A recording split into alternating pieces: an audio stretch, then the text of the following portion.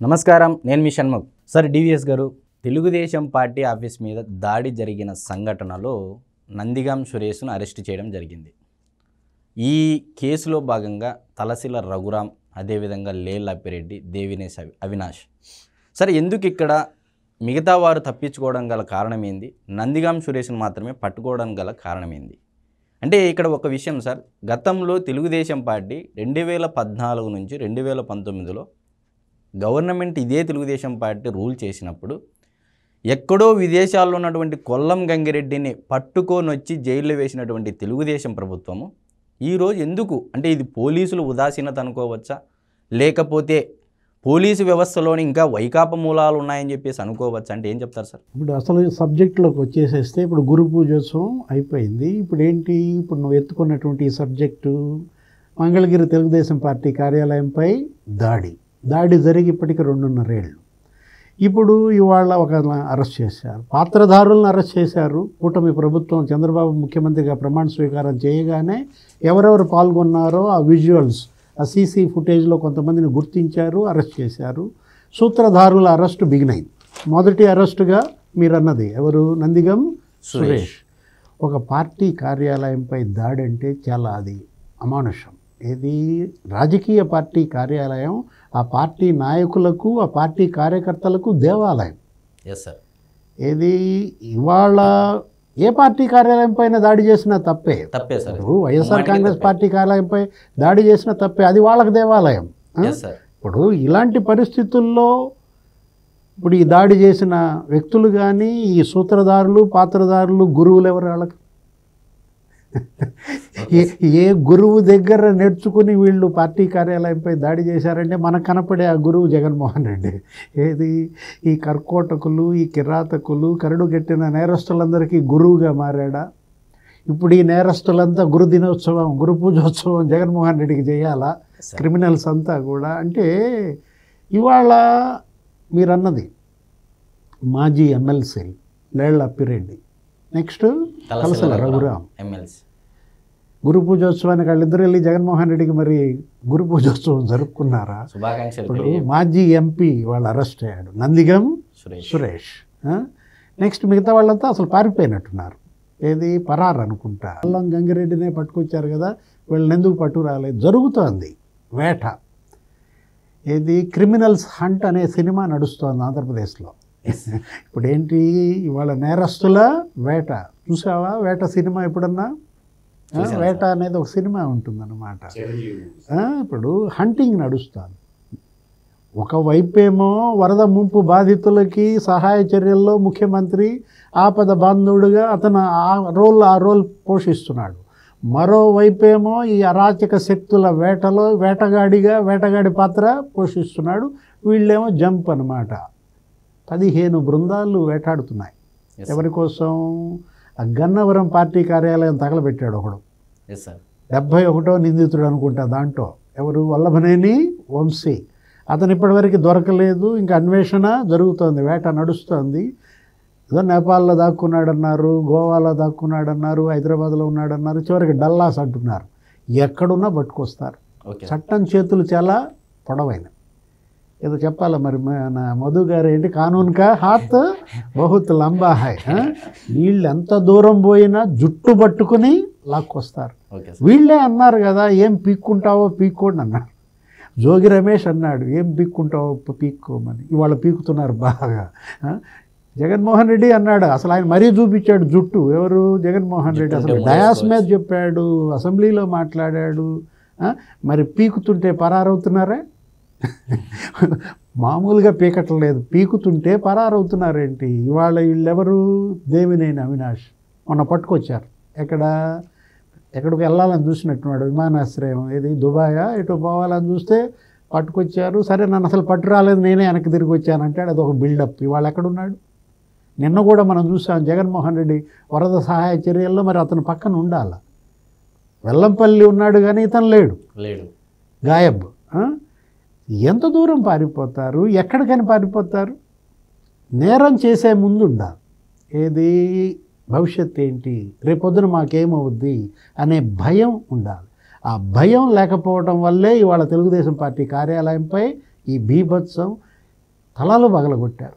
Yes sir. ఉద్యోగుల అక్కడ పనిచేసే ఉద్యోగుల తలలు పగలగొట్టారు, మొత్తం ధ్వంసం చేశారు. మానవీయంగా దాడి చేశారు సార్. బరి హ్యాండిక్యాప్డ్ వాళ్ళ మీద కూడా దాడి చేయడం జరిగింది. బరి తెగింపు అన్నమాట. ఏంటి వీళ్ళ బరి తెగింపుకి ఏ విధమైనటువంటి శిక్షలు పడతాయో ఇంకా బోల్డ్ టైం ఉంది.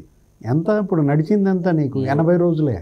80 రోజుల వేటకే ఇంత అల్లాడిపోతున్నారు, గగ్గోలు పెడుతున్నారు. ఇంకా 57 నెలలు ఉందన్నమాట. Okay sir.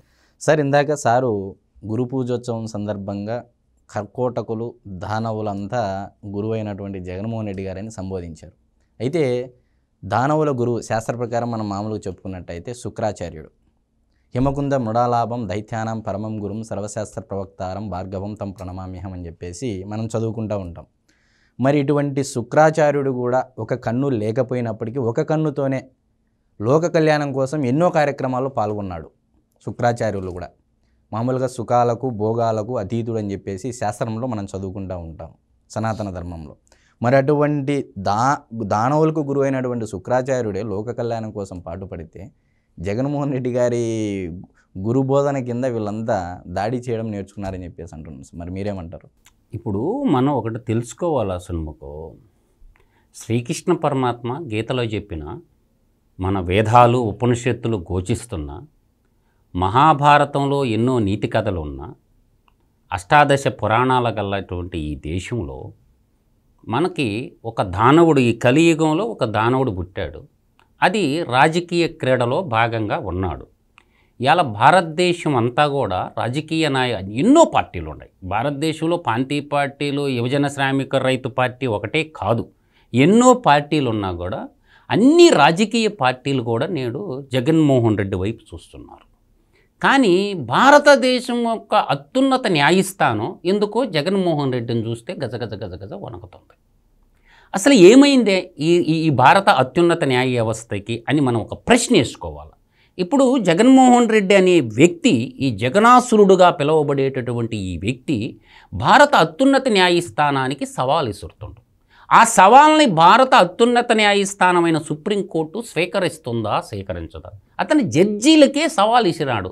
భారతదేశంలో ఉన్నటువంటి న్యాయమూర్తులు ఎవరు కూడా నా ఇంటికి పెరకలేరు అంటున్నాడు. అంటే నల్లకోటు జగన్మోహన్ రెడ్డికి ఏం చేస్తుంది? అయితే ఇప్పుడు మనం అంటుండేది ఏంటంటే 2021లో తెలుగుదేశం పార్టీ కార్యాలయం మీద జగన్మోహన్ రెడ్డి యొక్క సారథ్యంలో నడుస్తున్నటువంటి దాంట్లో శకుని పాత్ర, అంటే ఆంధ్రప్రదేశ్ శనిగాడు అంటారు, వాడినే బెజ్జల దేవుడు, సకల శాఖల మంత్రి అని కూడా సంబోధిస్తుంటాడు. మహాభారతంలో శకుని ఏ విధంగా అయితే ఇంద్రజాల మహేంద్ర విద్యలు నేర్చుకొని ఆ పాత్రను పోషించినటువంటి వాడు ఎవరు? ఈ శకుని పాత్ర పోషించినవాడు బెజ్జల దేవుడు, సకల శాఖల మంత్రి సజ్జల రామకృష్ణారెడ్డి గారు. తగుదునమ్మా అంట రోజు వచ్చి ప్రెస్ మీట్లు పెట్టేటటువంటి ఆ పుడింగి ఈరోజు ఎక్కడో తెలియకుండా ఉంది. నేను అంటుండేది ఏంటంటే ఈరోజు అత్యున్నతమైన రాష్ట్ర స్థాయిలో అత్యున్నతమైనటువంటి కోర్టు ఏంది? హైకోర్టు. దేశ స్థాయిలో సుప్రీంకోర్టు. హైకోర్టుకి వీళ్ళందరూ పోయారు. ఎంతమంది పోయారు? దాదాపుగా అరెస్ట్ నుంచి రక్షణ కల్పించండి అని చెప్పి 16 మంది మెయిన్ లీడర్లు కార్యకర్తలు గాలి కొదిలేశారు, పిటిషన్లు వేసుకున్నారు. దాంట్లో అక్కడ ఉన్నటువంటి మనకి పబ్లిక్ ప్రాసిక్యూటర్గా న్యాయవాదులు, సీనియర్ న్యాయవాదులు సిద్ధార్థ లోత్రా గారు, పోసాని వెంకటేశ్వర్లు, ఎండల లక్ష్మీనారాయణ వాదించారు. సో ఈ వాదనలో కరెక్ట్ ఉంది అని చెప్పి వీళ్ళందరినీ అరెస్ట్ చేయండి అని ఉత్తర్వులు జారీ చేశారు. ఎప్పుడైతే ఆ ఉత్తర్వులు జారీ అయినాయో అందరు జంప్. వరదలో బురద రాజకీయం చేసిండు కదా, ఎందుకు లండన్ పారిపోతాడు అతనికి తెలుసు. ముందే తెలుసుకొని తన అనుంగా లాయర్లు ఉంటారు కదా హైకోర్టులో, నాయనా వస్తుంది నీ దాకా వస్తుంది, లండన్ జంప్. అంటే జగన్మోహన్ రెడ్డి ఆధ్వర్యంలో జగన్ నిండా ముంచే A1 నిందితుడు జగను, వీళ్ళు కాదు. అసలు పాత్రధారి సూత్రధారి A1 నిందితుడు జగన్మోహన్ రెడ్డి. A1 ఆ కేసులో. మిగతా వాళ్ళంతా A2 A3 A4 అది చాంతాడంత లిస్ట్ ఉంటుంది. ఒక ప్రజాదేవాలయమైనటువంటి ఏ పార్టీకి ఆ పార్టీ ఆఫీసు ప్రజాదేవాలయం. సో కాబట్టి ఆ ప్రజాదేవాలయం మీద దాడి చేసేటటువంటి నైతిక హక్కు.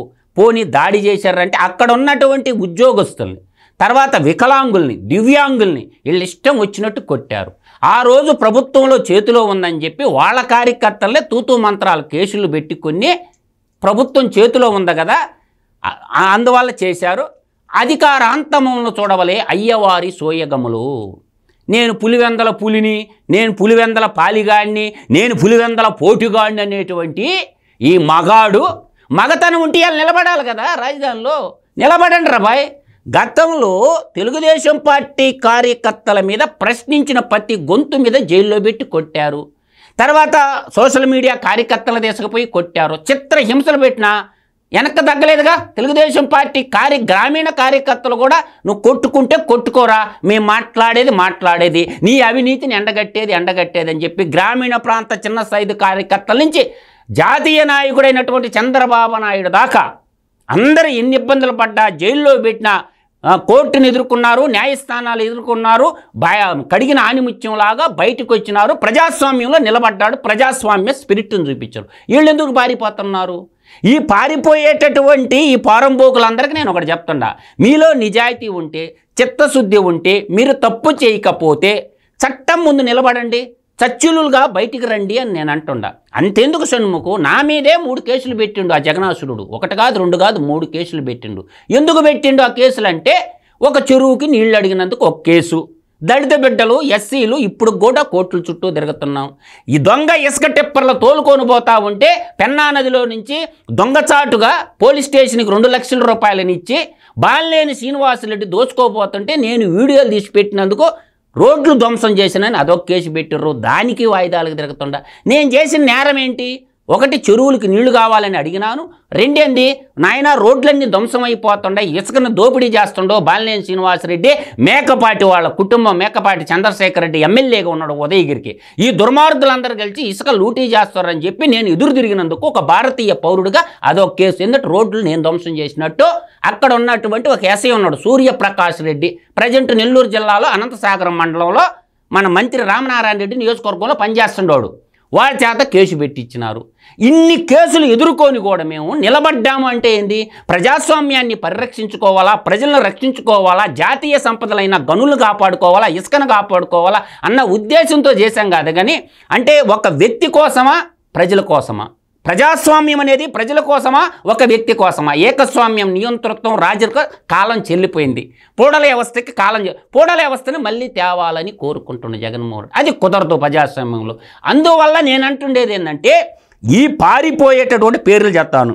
వైకాపా కార్యకర్తలు జి రమేష్, షేక్ రబ్బానీ, చిన్నాబత్తిని వినోద్ కుమారు, విజయవాడకు చెందిన ఎస్ హరిబాబు, బండారు ఆంజనేయులు, ఒగ్గు గవాస్కర్, షేక్ అమిత్, గొల్లపోగు రాజు, మండిపు జగదీషు, హౌతు శ్రీనివాసరెడ్డి, మన్యం జగదీషు, మద్దాలి వెంకట సుబ్బారావు వీళ్ళు వేసిన పిటిషన్లన్నీ కొట్టేసింది. అది ఎప్పుడైతే కొట్టేసిందో ప్రతిపక్ష పార్టీగా ఉన్న ప్రజల పక్షాన ఉండాల్సిన వాళ్ళు, నేను అంటుండేది ఏంటంటే 40% ఓట్లేశారు కదా, ప్రజల్ని గాలికి వదిలేశారు, వీళ్ళ పార్టీకి పరారయ్యారు. ఎంత దూరం పరిగెత్తుతావు?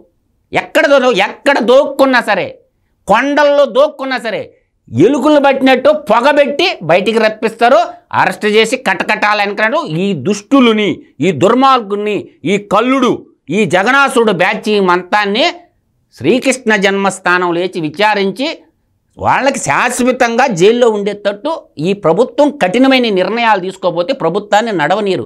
ఆ దుర్మార్గులు, దుష్టులు కానీ బయట ఉంటే ప్రజాస్వామ్యానికే ప్రమాదం, ప్రజలకు అత్యంత ప్రమాదం అని మాత్రం నేను చెప్పగలను. సార్, మరి అయితే డివిఎస్ గారు అదేవిధంగా Satyavedu MLA, Telugu Desam party MLA Koneti Adimulam గారి రాసలీలలు బయటపడిన సందర్భంగా తెలుగుదేశం పార్టీ జాతీయ అధ్యక్షుడైనటువంటి నారా చంద్రబాబు నాయుడు గారు సస్పెండ్ చేశారు. మరి దీనిపై మీ అభిప్రాయం ఏంటి? అది దురదృష్టం కాదు, భ్రష్టత్వం. ఇది ఇలాంటి క్షమించకూడదు. ఇది ఆడబిడ్డలకు సంబంధించినటువంటి అంశం. ఆరోపణలు వచ్చిన వెంటనే సస్పెండ్ చేయటం అంటే దట్ ఈజ్ తెలుగుదేశం పార్టీ. క్రమశిక్షణకి మారుపేరైనటువంటి పార్టీ తెలుగుదేశంగా మనం 42 ఏళ్ల చరిత్రలో చూసాం. ఎప్పుడూ ఇలాంటి మచ్చ తెలుగుదేశం మీద రాలేదు. తెలుగుదేశం ఎమ్మెల్యేలు కావచ్చు, ఎంపీలు కావచ్చు, చాలామంది ప్రజాప్రతినిధులు కొన్ని వందల మంది ఎంపీలుగా చేశారు, వేల మంది ఎమ్మెల్యేలుగా చేశారు ఈ 10 ఎన్నికల్లో, 42 ఏళ్లలో. ఎప్పుడు ఎవరు రానటువంటి మచ్చ ఈరోజు ఆదిమూలం ఇవాళ అందులో నిజాలు ఎంత ఉన్నాయో అది వేరే విషయం. ఆయన అనొచ్చు ఏమని, నా బిడ్డల మీద ప్రమాణం అంటున్నట్టున్నాడు.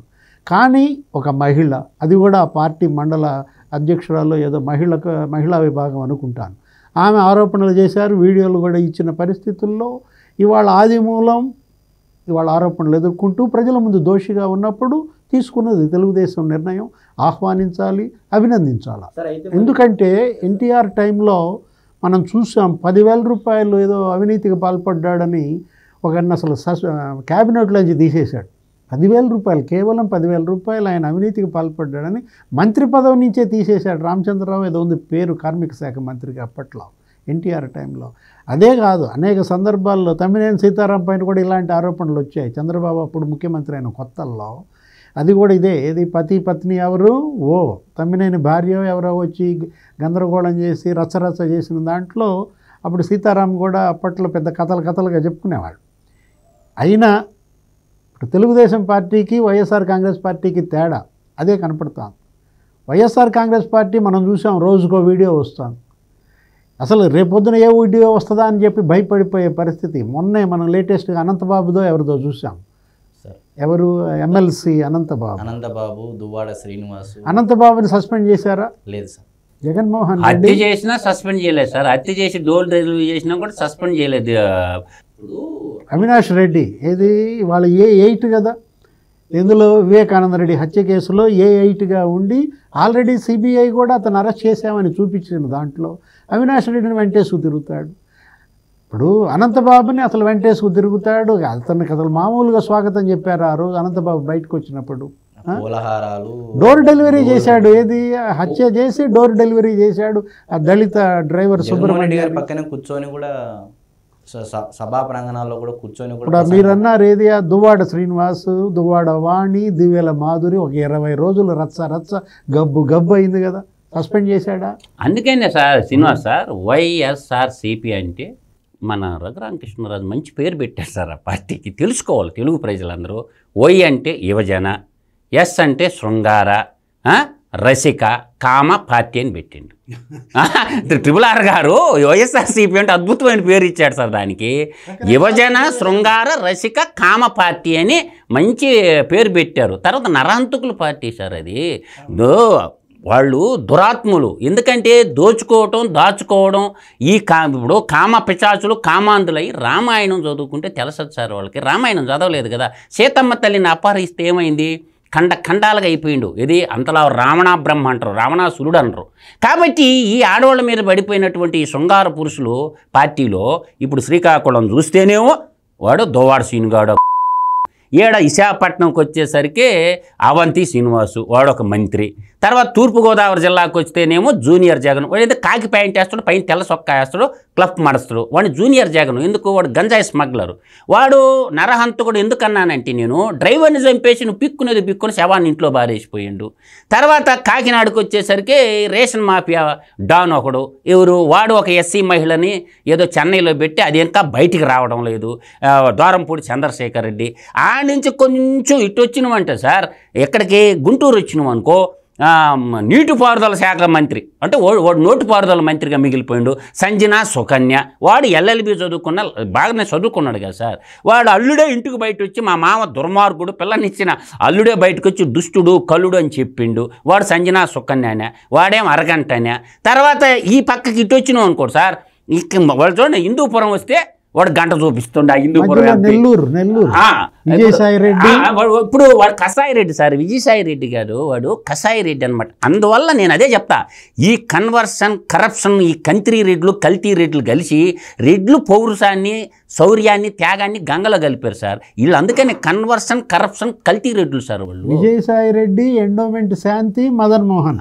ఆ తర్వాత ఇది సార్ కర్నూలుకి వచ్చేసరికి ఒకడు అరెస్ట్ అయ్యి జైల్లో ఉండు. ఒక అమ్మాయి నేను కోడుమూరి ఎమ్మెల్యే జరదొడ్డి సుధాకర్ ఫోక్సో కేసులో 3 ఏళ్ళు ఆడబిడ్డని లైంగికంగా వేధింపులకు గురి చేయటం. ఇవాళ జైల్లో ఉన్నాడు, కర్నూలు జైల్లో. మధ్యలో ఏదో హిందూపురం సార్, వాడు సిఐగా ఎలగబెట్టి వాడు గంట చూపించుకొని తిరుగుతా ఉన్నాడు హిందూపురం ఎంపీ. అందుకని న్యూడ్ వీడియో ఎవరిది, మాధవ్ న్యూడ్ వీడియో అసలు గబ్బు పట్టింది దేశంలో. ఏది పార్లమెంటేరియన్ ఎంపీల వాట్సాప్ గ్రూప్లో ఆ వీడియో ఎవడో పోస్ట్ చేశాడు. ఎవరు ఆ గోరంట్ల మాధవ్ తీసుకున్నాడా? మాధవ్ని సస్పెండ్ చేశాడా? లేదు. ఇతను ఎవరు? ఈ మన జూనియర్ జగన్ సార్ అనంతబాబు ఒక మర్డర్ చేసిండు. దువ్వాడు ఎవరు చేయరు, ఎందుకంటే అతను ఏంటంటే ఎంత నేరం చేస్తే అంత పెద్ద పదవి ఇస్తాడు. ఏది జగన్మోహన్ రెడ్డి ఎంత నేరం చేస్తే అంత పెద్ద చంద్రబాబు నాయుడు ఇంటి మీదకి పోయినందుకే కదా సార్ మంత్రి పదవి ఇచ్చింది. సందేశం ప్రజల్లోకి పంపించాడు. ఇప్పుడు గుడివాడ నాని వెంకటేశ్వరరావు గారిని చంద్రబాబు నాయుడు పొట్టుని తిట్టబట్టే కదా వాడిని మంత్రి చేసింది, 8వ తరగతి చదువుకున్నోడిని.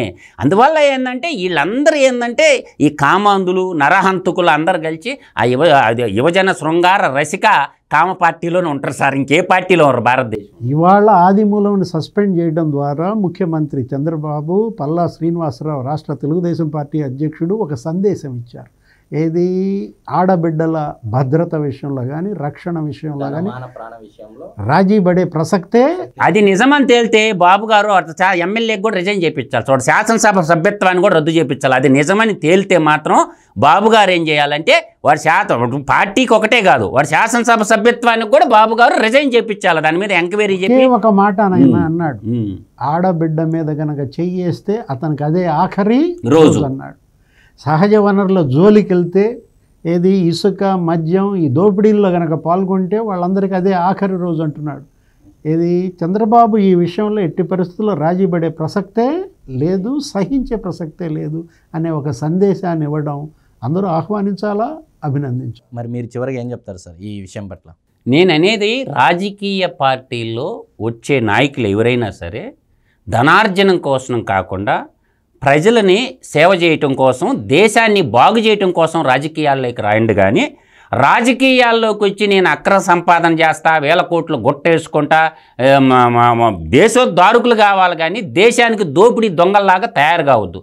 నేటి నవతరం కొద్దిగా సంపాదించుకున్న తర్వాత, కుటుంబానికి సరిపడా సంపాదించుకున్న తర్వాత ఈ దేశం బాగుపడాలంటే నవతరం యువకులు ముందుకు రావాలి.